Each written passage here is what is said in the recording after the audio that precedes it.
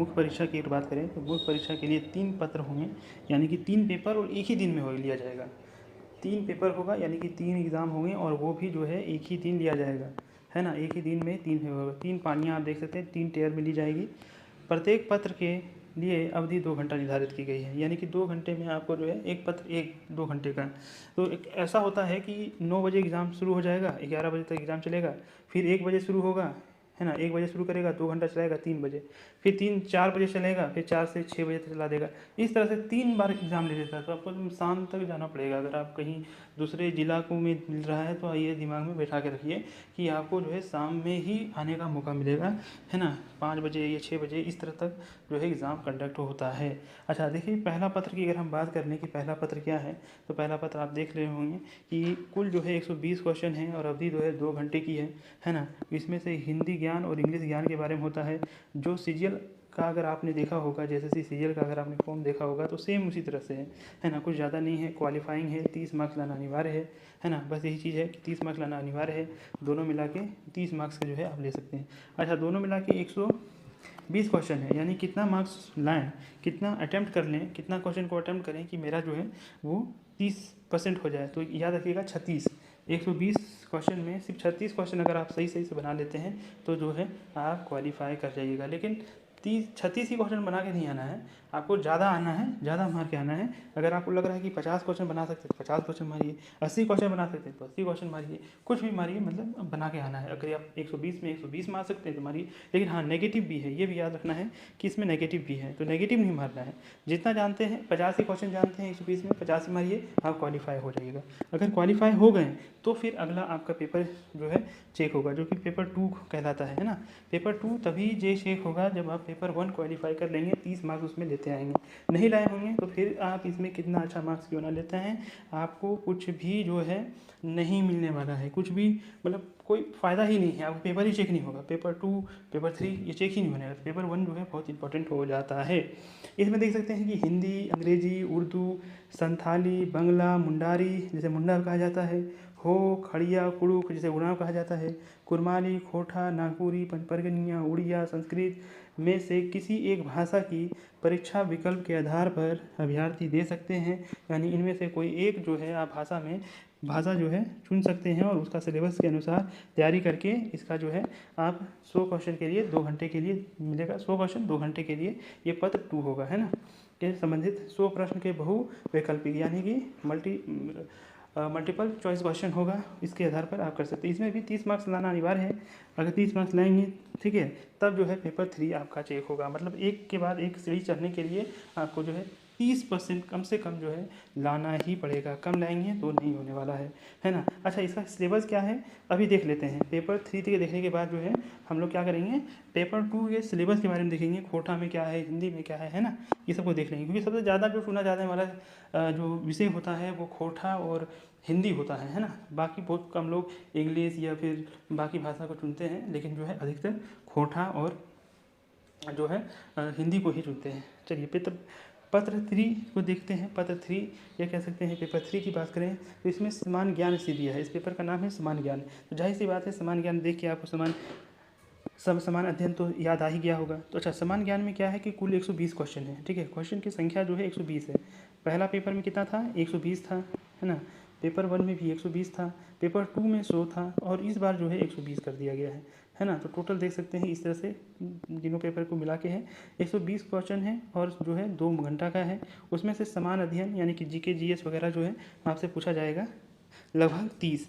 और अगर देख सकते हैं, है ना, 30 क्वेश्चन इससे। और झारखंड संबंधी क्वेश्चन 40 क्वेश्चन जो है झारखंड संबंधी होगा।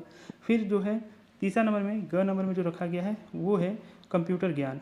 कंप्यूटर ज्ञान एवं कंप्यूटर पर हिंदी टंकन से संबंधित प्रश्न, है ना। हिंदी टंकन यानी कि हिंदी टाइपिंग से रिलेटेड जो है आपको मारा जाएगा, है ना।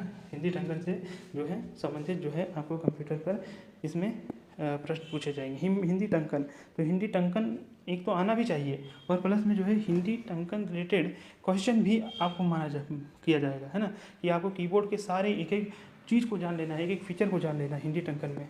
अच्छा, वैसे आप तैयारी कीजिएगा तो आपको खुद ये पता चल जाएगा हिंदी टंकन और कंप्यूटर ज्ञान को भी जानना है।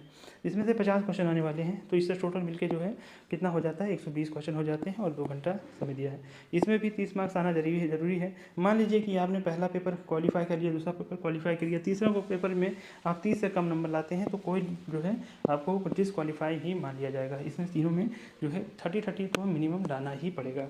ठीक है, देख लेते हैं। अगर 30 मार्क्स से पेपर 1 में अगर 30 मार्क्स लाते हैं तो फिर पेपर 2 जांच होगा, मतलब वही है जो मैंने पहले ही बता दिया है। पेपर 2 में अगर 30 मार्क्स लाते हैं तो फिर पेपर 3 भी चेक होगा, यही किया गया है। और लेकिन क्या होगा कि पेपर 1 जो है क्वालिफाइंग है, यानी एक बार सिर्फ पास कर लें यानी 30 नंबर लेते हैं, फिर इसका कोई लेना देना नहीं है। हाँ, फिर जो है पेपर 2 और पेपर 3 ये दोनों मिला के जो है आपका मेरिट बनाएगा, है ना, मेरिट बनाने का काम यही करेगा। तो चलिए देख लेते हैं कि इसमें पेपर 1 में किस तरह के प्रश्न आएंगे, है ना, सिलेबस किस तरह से होगा। तो पहला तो कि हिंदी भाषा ज्ञान में देखें तो हिंदी अनुच्छेद पर आधारित प्रश्न 20 रहेंगे, यानी कि 4 जो है अनुच्छेद रहेंगे, जिसे पैसेज भी कहा जाता है ना, अनसीन पैसेज देख सकते हैं, अनुच्छेद को कहा जाता है अनसीन पैसेज कहा जाता है। तो ये 20 क्वेश्चन रहेंगे अनसीन पैसेज के। तो अगर प्रीवियस ईयर क्वेश्चन को से अगर देखा जाए तो 4 क्या होते थे, 4 जो है अनसीन पैसेज होते थे और हर एक का जो है 5 क्वेश्चन होता था, यानी कि 20 प्रश्न बन जाते हैं। इस तरह से 20 प्रश्न बन जाते हैं, है ना। तो इस तरह से 4 मान के चलिए कि 4 अनसीन पैसेज आपको पढ़ना पड़ेगा, ज़्यादा लंबा नहीं रहता है, आराम से आप पढ़ सकते हैं। उससे रिलेटेड 5 क्वेश्चन को अटैम्प्ट कर सकते हैं, ना। तो टोटल 20 क्वेश्चन अटैम्प्ट हो जाएगा। तो बड़ा ईजी है, क्योंकि किसी ने आज तक नहीं बोला है कि अनसीन पैसेज मेरे लिए बहुत ही डिफिकल्ट रहा है। तो अनसीन पैसेज बहुत ही ईजी रहता है, पढ़िए समझिए और उस 5 क्वेश्चन को दीजिए, वो भी मल्टीपल चॉइस क्वेश्चन है ना। तो आराम से इसको पास किया जा सकता है। हिंदी व्याकरण से बात करें तो हिंदी व्याकरण का नॉलेज चाहिए, जो कि 40 मार्क्स का रहेगा, इसमें 40 मार्क्स का इसमें रहेगा। तो जाहिर सी बात है व्याकरण पूरा पढ़ना पड़ेगा। तो मुझे लगता है कि इसी में आप पास कर जाइएगा। मान लीजिए कि हिंदी का जो है अनुच्छेद 20 है और इसमें जो है अंग्रेजी का अनुच्छेद 20 है, तो 40 नंबर तो ऐसे ही ला लिए आप, और आपको लाना है 36। तो इस तरह से भी लाया जा सकता है। थोड़ा बहुत अगर आपको व्याकरण का है समझ, तो आप जो है व्याकरण भी अटेम्प्ट कर सकते हैं। तो 50-60 क्वेश्चन अगर हम मारते हैं तो बड़े ही आराम से आप निकल सकते हैं। अच्छा, हिंदी भाषा ज्ञान का भी खास उसी तरह से है। हिंदी में भी अनसीन पैसेज 20 का रहेगा और व्याकरण जो है अंग्रेजी का वो भी जो है 40 का रहेगा। टोटल मिला के 60 क्वेश्चन, अनसीन पैसेज और जो है इंग्लिश ग्रामर। तो इस तरह से क्या हो जाता है, ये पेपर 1 खत्म हो जाता है। पेपर 2 की बात करें तो हिंदी, अंग्रेजी, कुरमाली, खोटा, नागपुरिया, ये सब भाषा, बहुत सारा भाषा दिया हुआ है। आप देख लीजिएगा, पहले भी मैंने डिस्कस कर चुके हैं इसके बारे में, है ना। इसका सिलेबस के बारे में अगर हम देखें तो देखिए ये सिलेबस दिया हुआ है पेपर 2 का। कुड़ुक भाषा में इतना कुछ पढ़ना है। हिंदी की थोड़ा देख लेते हैं तो हिंदी भाषा में देख सकते हैं पुस्तक जो है आरोह भाग 2 खंड, ये बहुत सारा कुछ इसमें पढ़ना रहता है। लेकिन क्या होता है कि किताब, बहुत सारे पब्लिकेशन किताब आजकल निकालने लग गए हैं, जिससे आप क्या कर सकते हैं कि उसको पढ़ के, मतलब उसका समराइज वर्जन निकालने लग गया है, उसको पढ़ के जो है आप आराम से जो है एग्ज़ाम की तैयारी कर सकते हैं। एक किताब के अंदर ये सारे जो कहानी है, ये सारे जो किताब का जो अंश है, उसको समराइज वे में बता दिया गया है। तो बहुत सारे लोग जो है उसे भी पढ़ के जो है अपना तैयारी करते हैं। अब खंड भाग, गद्य भाग की बात देखें तो गद्य भाग में देख सकते हैं ये सब है, ठीक है। ये सब जो है पढ़ना है। मैं थोड़ा खोटा को थोड़ा डिटेल में कर दूँ। देखिए बहुत सारा पढ़ना है ना, काफ़ी कुछ पढ़ना है हिंदी में। ये जितना भी ग्रीन है सब क्या है, पढ़ना है। ये इंग्लिश का देख सकते हैं, इंग्लिश का भी आपको दिखाई दे रहा है, ये इंग्लिश लिटरेचर का है ना। तो इतना कुछ पढ़ना है। कुरमाली है, वो है, ये देखिए खोटा में गद्य और पद्य भाग पढ़ना है। साहित्य पुस्तक खोटा गद्य पद संग्रह, ठीक है, खोटा गद्य पद संग्रह, जो कि एक झा साहब ने लिखा है, और इसका जो प्रकाशन है वो खोटा साहित्यबद्ध संस्कृति परिषद बोकारो के द्वारा इसको जो है प्रकाशन में किया गया है। तो ये किताब जाके आपको बोलना है और देख लेना है कि प्रकाशक कौन है, ये है या नहीं है। अगर ये किताब मिल जाता है तो उसी से आप तैयारी करेंगे तो आपका जो है ये आराम से जो है गद्य पद भाग जो है हो सकता है। अब देखिए यहाँ दूसरा जो है कि खोटा निबंध लेखक जो है वो BN हवलदार साहब का पढ़ना है, और ये CGL में भी पढ़ना था हम लोग को। तो जाहिर सी बात है ये आराम से पढ़ा जा सकता है। डाह नाटक जो है, जो CGL का पहला नोटिफिकेशन था उसमें डाह नाटक भी पढ़ना था, तो ये भी आराम से पढ़ा जा सकता है। फरीश डहर नाटक संकलन है, लेखक पंचम महतो हैं, तो इसको भी जो है पढ़ा जा सकता है। अगर पद्य साहित्य की बात करें तो साहित्यक पुस्तक जो है एक पाथी ढोंगल बहुआ, जो कि CGL में भी एक है, तो इसको जो है पढ़ा जा सकता है। सोंध माटी, जो कि ये भी CGL में था, तो जाहिर सी बात है तो सोंध माटी विनोद कुमार का ये भी कहानी संग्रह है, इसको भी पढ़ा जा सकता है।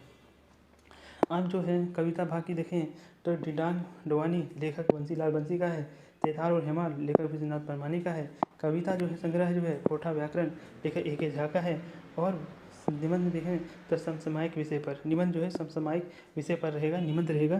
तो ये सब चीज़ों को पढ़ के जो है खोटा का तैयारी कर सकते हैं। खोटा का सिलेबस हिंदी की अपेक्षा में बहुत कम रहता है। खोटा का जो सिलेबस रहता है वो हिंदी की अपेक्षा में क्या रहता है, कम रहता है ना। खोटा इज़ लेस देन हिंदी, याद रखिएगा सिलेबस में। लेकिन खोटा जिसका बेहतर होगा वही लें तो उसके लिए ज़्यादा हेल्पफुल होगा। ऐसा ना हो कि आपने खोटा ले लिया और आपको कभी खोटा पढ़े ही नहीं थे, तो फिर वो डिफ़िकल्ट हो जाएगा। फिर तो इस स्थिति में आप अगर इंग्लिश में अच्छे हैं तो इंग्लिश में ही लीजिए, या तो हिंदी में अच्छे हैं तो हिंदी ले सकते हैं। ठीक है, पढ़ने पर डिपेंड है कि आपका इंटरेस्ट इसमें है, उस तरह से ले सकते हैं। बाकी जो है अलग अलग भाषा का अलग अलग सिलेबस दिया हुआ है, आप इसको नोट